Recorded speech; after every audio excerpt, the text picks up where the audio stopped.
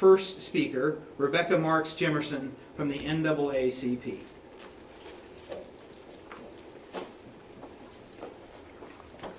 On behalf of the NAACP, we are community. We have always stood together as a community. And once again, we join hands with our brothers and sisters of the Muslim faith. And we want to make good on Dr. King's dream, which is indeed synonymous with the American dream. We have come too far to turn around. We will not turn back. So we push forward with our community, the Tulsa community, in making the dream a continual dream, and we will not stop.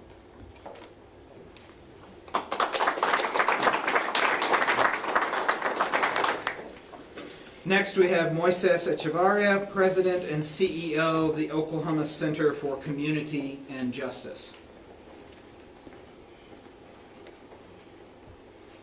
We live in critical times when the true content of our character will be measured according to our response to the divisive, hurtful rhetoric and policies affecting law-abiding Oklahomans.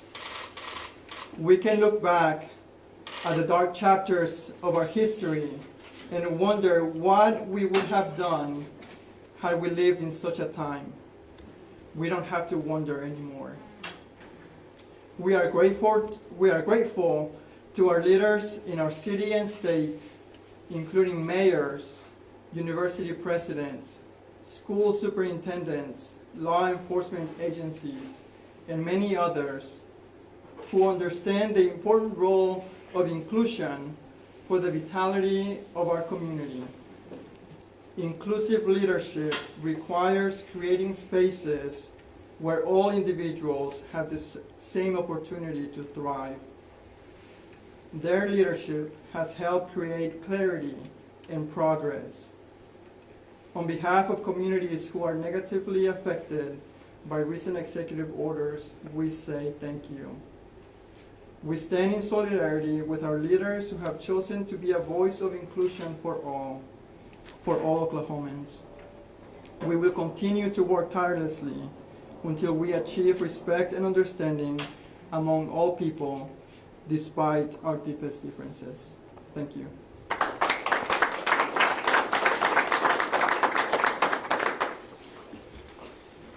Next, we are joined by Ali Hashimi, Associate Director of Tulsa Metropolitan Ministries. Tulsa Metropolitan Ministries is gravely concerned that President Trump, who has responsibility to ensure safe border control, is overstepping his authority by issuing a reactive, short-sighted, narrow-minded, and obviously discriminatory order. His actions affect permanent residents who are legally living in the United States to travel back and forth internationally, but who are now caught up in an ill-conceived plan to restrict Muslims. Beyond the legally established permanent residents, Mr. Trump's actions that ban or temporarily ban Muslims and Muslims alone appears to be a religious test for due process and rights available to other faith traditions. His ban, even temporarily, on others from specific countries solely because they are a particular nationality is discriminatory and reminds us of the time when our government limited immigration of Chinese, Japanese, Irish, and other countries. These previous acts, while technically legal at the time, have been perceived in hindsight as being disrespectful, dehumanizing, and mean-spirited, and most of all, nothing but discrimination. As a native-born American Muslim who is directly being impacted by this executive order, I urge all of our citizens to engage in their civic duties and be the voice for the vulnerable immigrants who are fleeing persecution. Let us stand united and affirm to the world that we are the nation which was built on the commitment to welcome the tired, the poor, and those yearning for freedom. Thank you.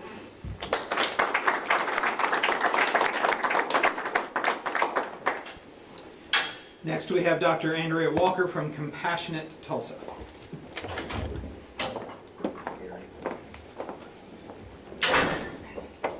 Good morning.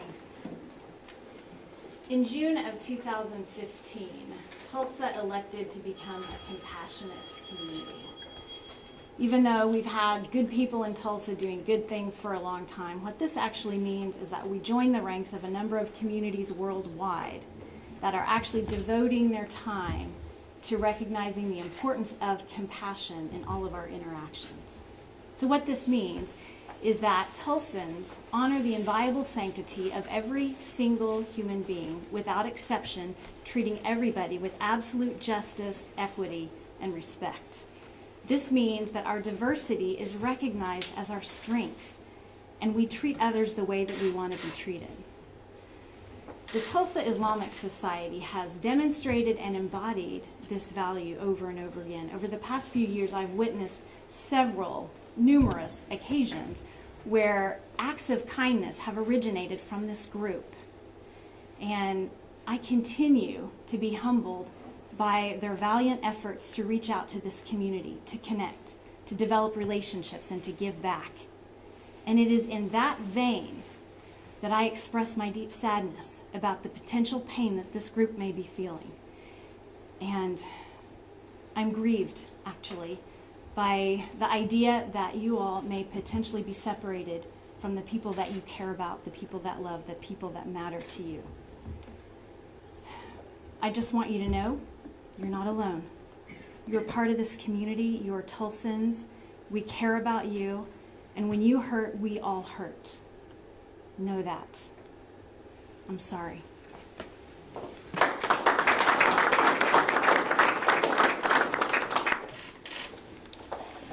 Next, we are joined by Rabbi Dan Kamen from Congregation Bnai Am.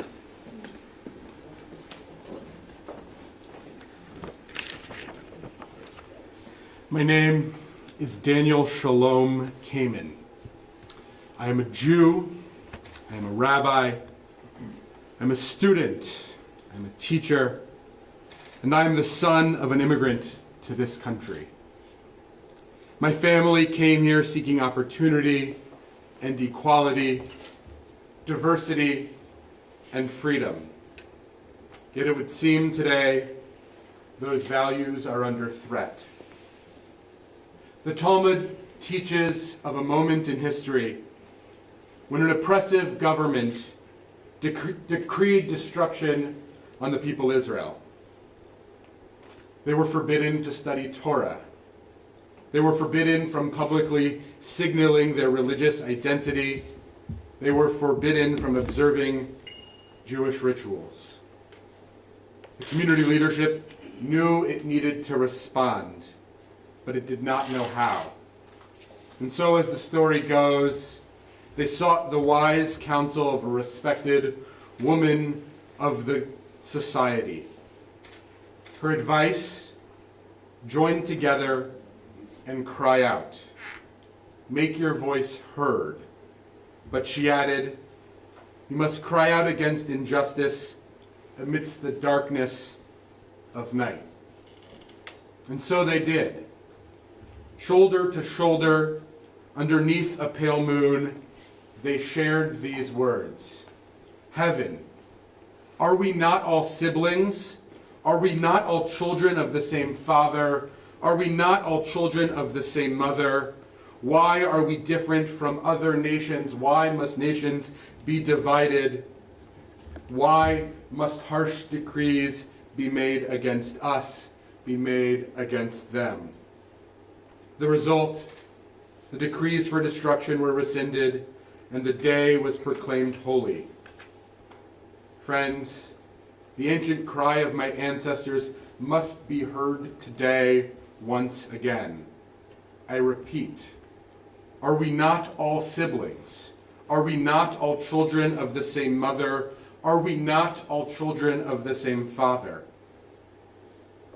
But why did that wise woman insist that this protest be lodged at night, under the cover of darkness? Most certainly she did not intend for voices to be stifled. Rather, it is in darkness that we find power.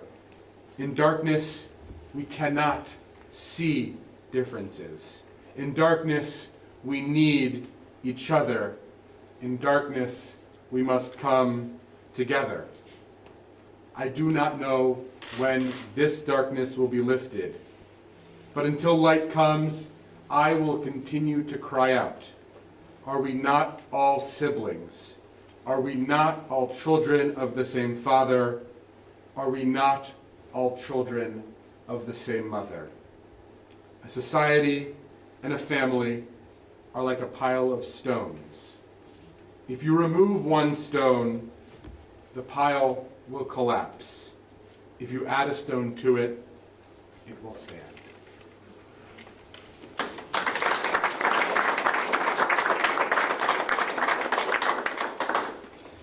Next, I welcome Reverend Evan Taylor, Vice President of the Tulsa Interfaith Alliance.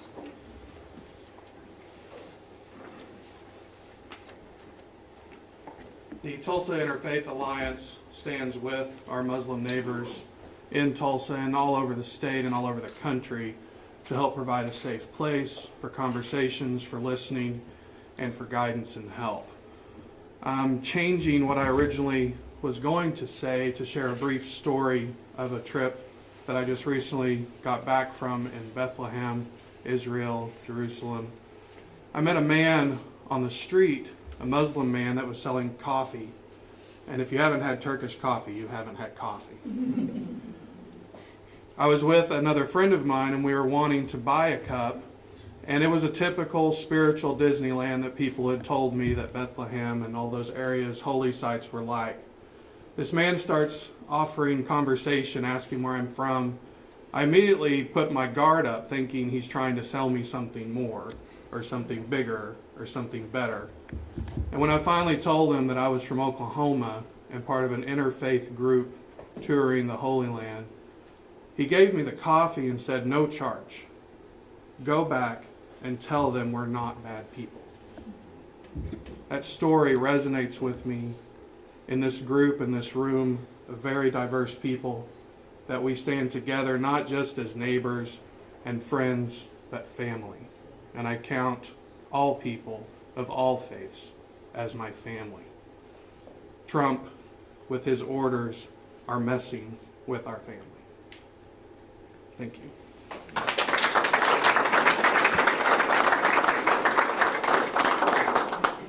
And now Toby Jenkins, the Executive Director of the Dennis R. Neal Equality Center.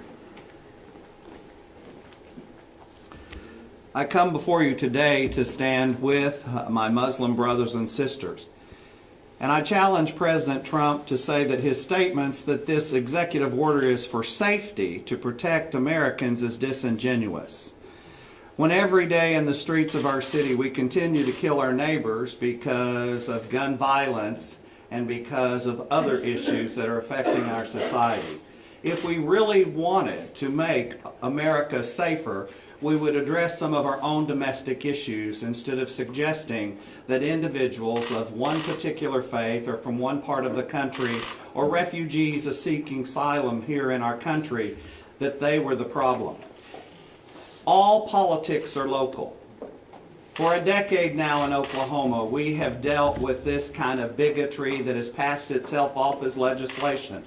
More than once, I have been at the Capitol with my Muslim brothers and sisters where I was fighting anti-LGBT legislation at the same time they had introduced anti-Muslim legislation. We have been the scapegoat for American politics for too long, and especially here in the heartland. And for over a decade, this kind of bigotry has been stewing on the pots of kitchen stoves and passing itself off as legislative agendas. We have been fighting it and standing up against it because we knew that there was poison in that pot. And now the President of the United States is now serving this poison to the American people and causing division around the world. This is wrong. This executive order is wrong. It must be rescinded. Muslim people are not our enemies.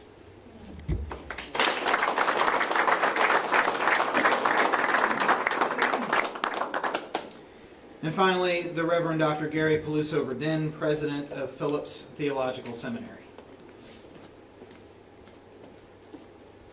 I speak both as an American and as a Christian. As an American, we make choices about which of our stories we decide to enact today. This is not a time to reenact the story of turning aside a boat of refugees from Hitler's Germany, or a time when we separated people out into internment camps out of our fear.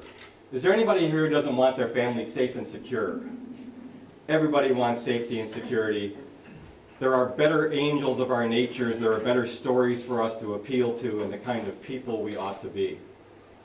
Speaking as a Christian, I've seen some Christians talk about this is a time like Nehemiah's and Ezra's to rebuild a wall. And Ezra was all about separating the people out by racial and religious purity. This is not that time. This is a time more like the time of what the Holy Family needed, according to Matthew's Gospel, who were refugees themselves from terrorism, went to Egypt, and somebody took them in. That's the time this is.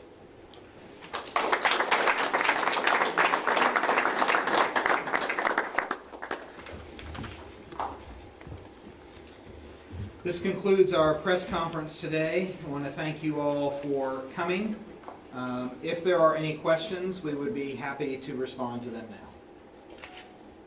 Have any efforts been made to increase security in this building? Have there been any kind of increase in threats lately, or how have y'all been lately as far as your own safety? Well, things have been happening out in the community. So far as I know, there have been no threats against this building. We are, of course, taking precautions, and we are working with law enforcement as we always do, but we've stepped that up a little bit. And what has happened to almost all of us, maybe all of us many, many times, is that we've had people who dropped by to give gifts, or to give a hug, or sent emails, text messages, phone calls, we're with you, what can I do for you? That has been our overwhelming experience. Has this ban affected families either wanting to visit relatives out of the country or coming into it? We have families in this who are affected, who some were planning to go overseas. Some have family members overseas who are planning to come back here. As you know, if you understand the immigration process with a green card, there are certain dates you can't mess with, so many months you can be gone, and you have to check back in here. And we have people who are going to be perhaps out of status if this ban is reinstated. Are you concerned at airports, even if you're a citizen, you may be detained even for a few minutes? Some people that happens no matter what. If you've ever heard Imam Madan Shasi from Oklahoma City, you know, he's always said that he was very special. He's never been through an airport that he didn't get special treatment. And some of the rest of us get special treatment probably much more often than others do. But we try to take it in stride, take the high road, and we anticipate that this is not going to settle down anytime soon.